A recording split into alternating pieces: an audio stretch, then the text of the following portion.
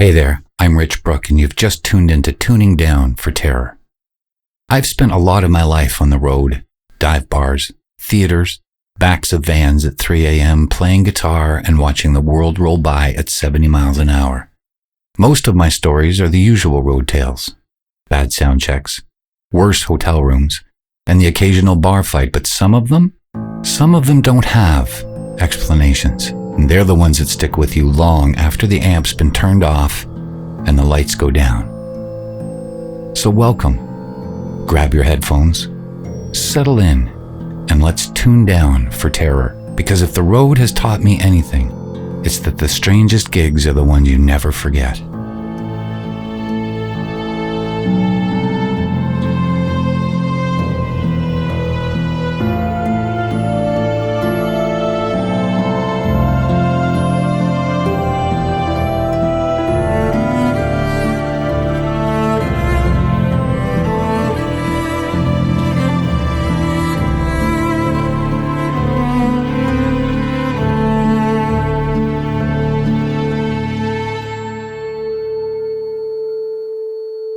When you're a touring musician, practice doesn't happen in a brightly lit studio. It happens wherever you can steal an hour of quiet time. This was a particularly bad tour. Money was really tight. So we were crashing in the basement of this community hall somewhere in rural Pennsylvania. The dressing room was a forgotten storage space that smelt like mildew and decades of neglect. And the only spot I could practice guitar without waking up the others was this tiny, moldy room next to the main auditorium. It was a concrete box, no windows, just one bare bulb that flickered when the furnace kicked on. I called it the tuning room. If I'd known what that name would come to mean, I might have chosen somewhere else. And why not practice in the morning, right? But I had to work out a tricky new solo for the next night, and I couldn't afford to be sloppy. The promoter had specifically requested we do a good job. I closed the heavy steel door, the kind that seals shut with a metallic thunk that echoes, and I twisted the deadbolt from the inside. I sat down on a broken milk crate, plugged in my headphones into a small practice amp, and started running scales. It was just me, the glow of the amp in my guitar. And if you've ever practiced alone in a windowless room at 2 a.m., you know that feeling, like you're the only person left in the entire world. And I was deep in the zone, focused on the neck. I was playing a fairly complex riff when I heard it, even through the headphones.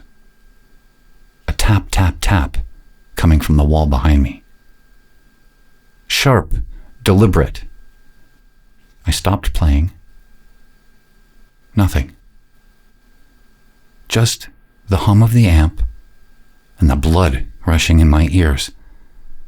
I pulled the headphones off, held my breath. Silence. The kind of silence that really feels too thick. I put them back on and started the riff again, slowly this time. And when I hit a specific, slightly dissonant chord, a minor seventh that hung in the air, the tap, tap, tap came again, right on the beat. It was like someone was knocking in time with my music. If I had been off tempo, I could have explained it away, but it was perfect. I froze. This was not a pipe. It was too precise, too intentional. I thought maybe one of the guys was just messing with me, but the door was locked from the inside and the walls were solid concrete, 8 inches thick at least. Well, I decided to test it. I changed the rhythm entirely, hitting a quick syncopated rock pattern, something completely different. And sure enough, the tapping rhythm changed instantly to match it, beat for beat, note for note. It wasn't random. It was listening and responding to what I was playing. It was learning my music. And if something's learning your music in an empty concrete room, that means it's been listening for a while. turned off the amp, throwing the headphones onto the crate. The silence of the small concrete room was just crushing, pressing in from all sides. And I whispered, "Who's there?" My voice sounded very small, swallowed by the walls. And the only response was a faint scraping sound on the wall behind me, like fingernails dragging slowly across the concrete. Long, deliberate strokes. I scrambled for my phones, hands shaking, but before I could turn on the flashlight, I heard a sound that chilled me to the bone. It wasn't the tapping this time. It was a single, clear, perfectly tuned note, the G string on a guitar, struck with confidence. It resonated once, hanging in the air like it was waiting for me to respond, and then decayed into the absolute silence. My guitar was right beside me. It was in its case, latches closed, and there were no other instruments in the room. If there had been, obviously I would see it. The room was 8 feet by 10 feet at the most. There was literally nowhere to hide. I didn't wait around for an encore. I unlocked the door and bolted up those basement stairs 2 at a time. And when I told the manager the next morning, he just nodded slowly, almost like he'd been expecting it. He said, "Oh, that room. We used to keep an old piano in there, decades ago, but they hauled it out in the 70s after after an incident. Sometimes we get complaints about sounds coming from the wall, usually from guitar players." I still can't shake that feeling that whatever was on the other side of that wall was just trying to tune in to the session, maybe looking for a duet. If I'd stayed any longer, I might have found out what song it wanted to play.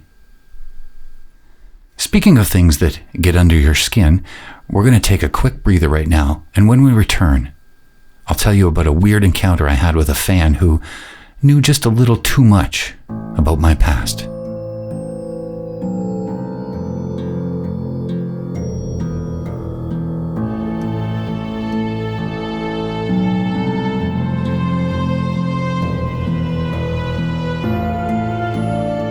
Welcome back to Tuning Down for Terror. You've tuned in to the sounds of the open road, the lonely miles that give you time to think and sometimes time to worry.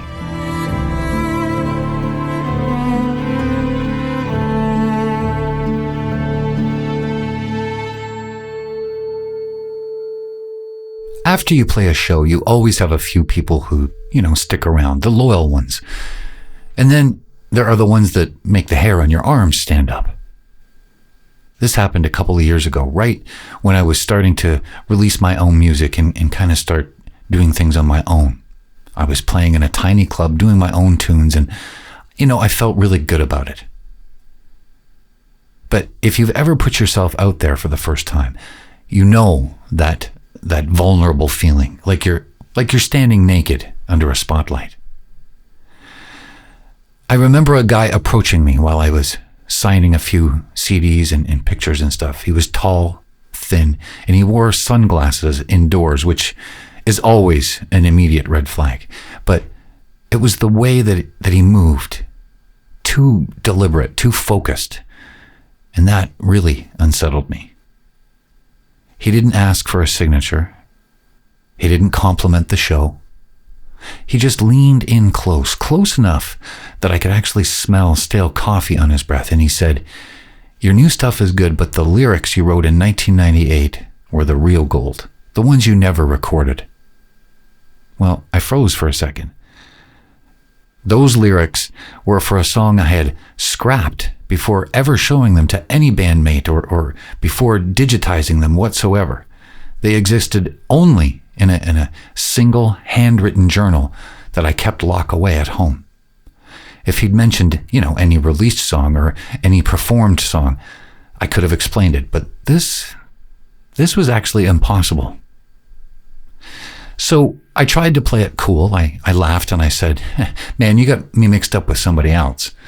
98, that was a lifetime ago."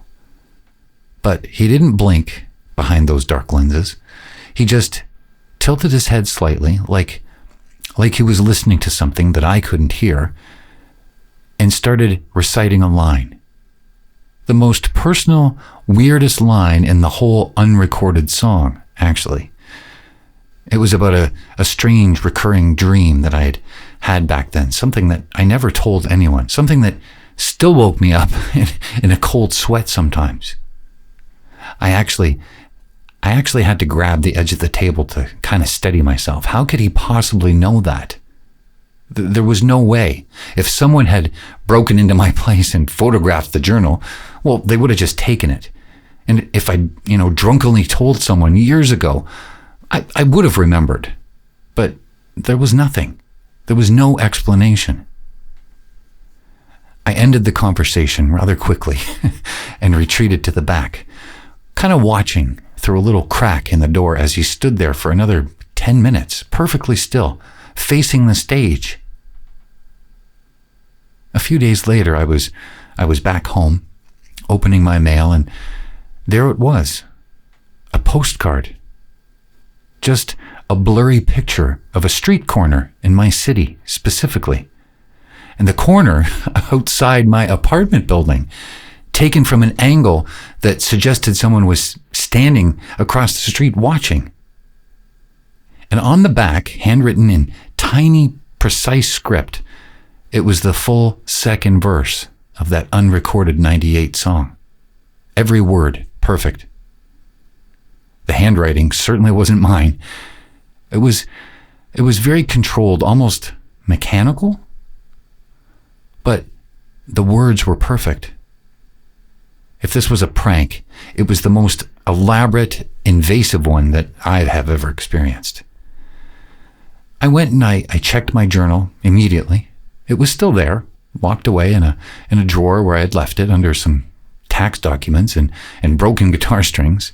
Nothing seemed moved. The lock hadn't been tampered with, but every page of that unrecorded song, pages 3 through 5, now had a very single tiny word added to the bottom quarter in pencil.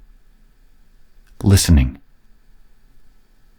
Just faintly, barely visible unless you tilted the page toward the light, but undeniably it was there, and the handwriting matched the postcard exactly. I tore the pages out and I took them to the kitchen and I burned them in the sink, watching the words curl and blacken. I never saw the guy in the sunglasses ever again, and I never got another postcard, but to this day, before I record anything, I always check the corners of my drafts. I check the volume meter on my interface for phantom signals, and I check for the sign that someone or something is listening to the words before they even become music. If something can read your unfinished work, well, what else can it hear? And what else does it know? It's a strange thing, putting yourself out there. You want the attention, you want the people to hear your work, but sometimes you certainly attract the wrong kind of listener. The ones who don't wait for the album to drop, the ones who follow the song right back to the source before it's even been born.